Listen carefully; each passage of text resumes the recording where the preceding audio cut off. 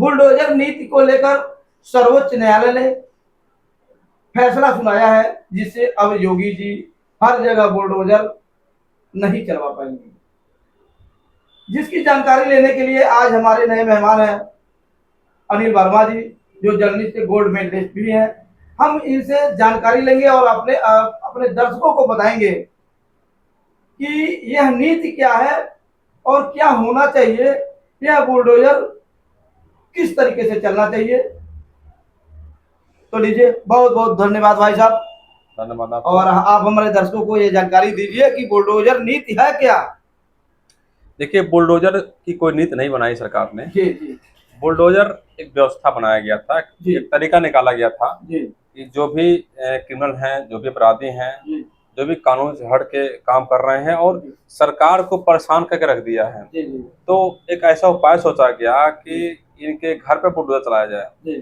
तो ये मुद्दा जो है कई प्रदेशों में चल रहा है, लेकिन उत्तर प्रदेश में बुलडोजर बहुत ही प्रसिद्ध हुआ। बाबा का बुलडोजर बहुत इसका नाम हुआ पूरे देश में।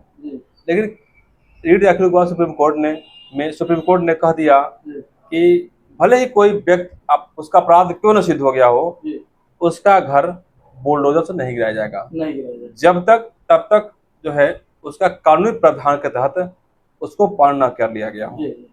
यानी कि कोई व्यक्ति दोष सिद्ध है तभी उसका बुलडोजर से घर तब गिराया जाएगा जब कानूनी प्रक्रिया में ला करके उसको लाया जाएगा। लेकिन सवाल ये होता है कि एक बाप जो अपराधी हो और उसके अपराधी होने से किसी पूरे परिवार का घर गिरा दिया जाए, उसमें बच्चे और बीवी का क्या दोष है? कोई दोष नहीं है।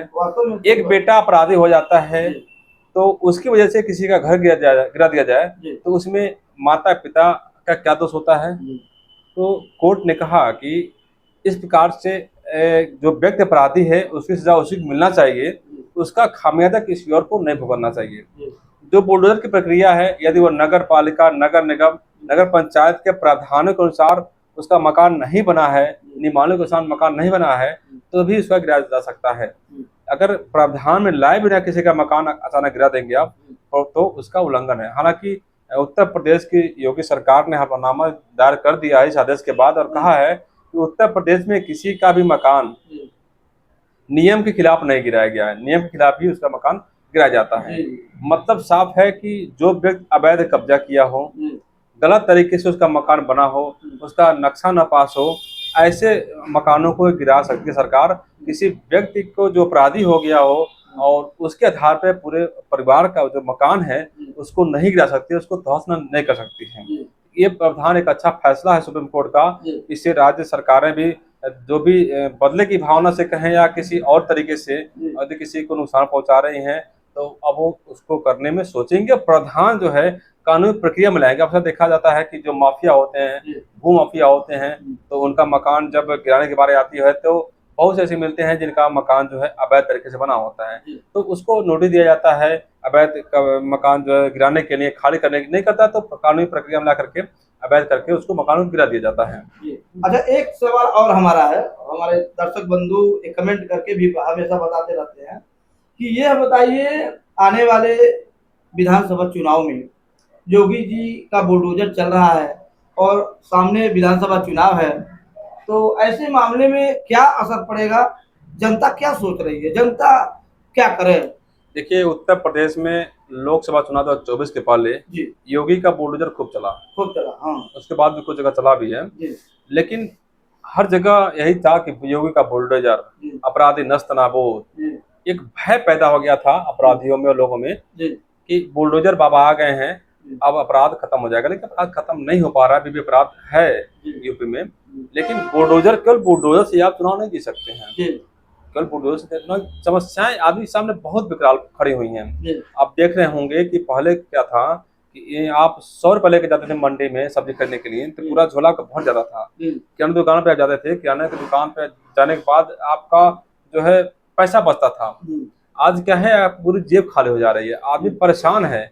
मध्यम वर्गीय परिवार, गरीब वर्गीय परिवार जो है आज से अधिक जो है वो संपत्ति अर्जित कर नहीं सकता है, इसलिए हमेशा गरीब बना रह जाता है। तो बाजार अनियंत्रित हो गया है, नौकरियां जो आउटसोर्सिंग मिल रही हैं, अस्थायी मिल नहीं पा रही हैं, तो आदमी परेशान है। और परेशानी में आपका बुलडोजर उसको नहीं दिखाई देगा।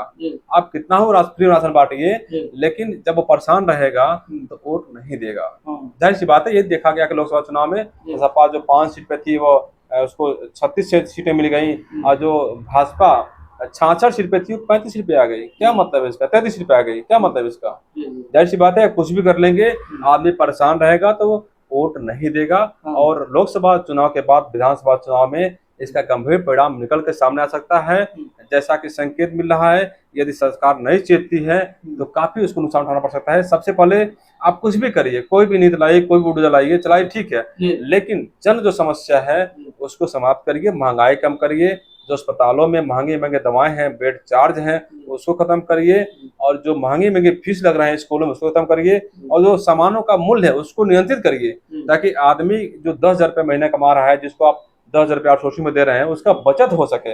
आप 10,000 रुपये उसको तनख्वाह दे रहे हैं, 10,000 रुपये उसका भी कम पड़ जा रहा है उसके खर्च में। आप बाजार भी नियंत्रित नहीं कर पा रहे हैं, तनख्वाह भी नहीं पूरा दे रहे हैं, तो आदमी क्यों आपसे खुश रहेगा? वो विकल्प ढूंढेगा, विकल्प ढूंढ करके वो किसी और पार्टी में चला जाएगा, किसी और पार्टी को वोट देगा। योगी जी को सबक देनी चाहिए, जो उनके आईएएस हैं, जो उनके बैठे हुए लखनऊ में सचिव हैं, मुख्य सचिव हैं, प्रमुख सचिव हैं, निदेशक हैं, वो लोग नीति जो बना रहे हैं, वो पता करिए कि वो नीति किसके लिए बना रहे हैं। कहीं उनका किसी माफिया से या फिर किसी ठेकेदार से उनका संबंध तो नहीं है, उनको लाभ पहुंचाने के लिए वो नीति तो नहीं बना रहे हैं।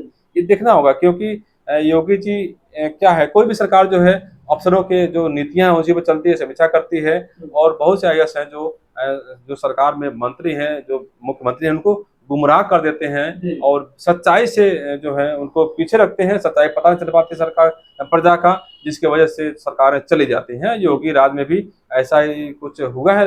लोकसभा चुनाव में नहीं चेते तो फिर इसका गंभीर परिणाम जो है विधानसभा चुनाव में देखने मिलेगा। हो सकता है कि भाजपा का सुपड़ा भी साफ हो जाए यूपी से।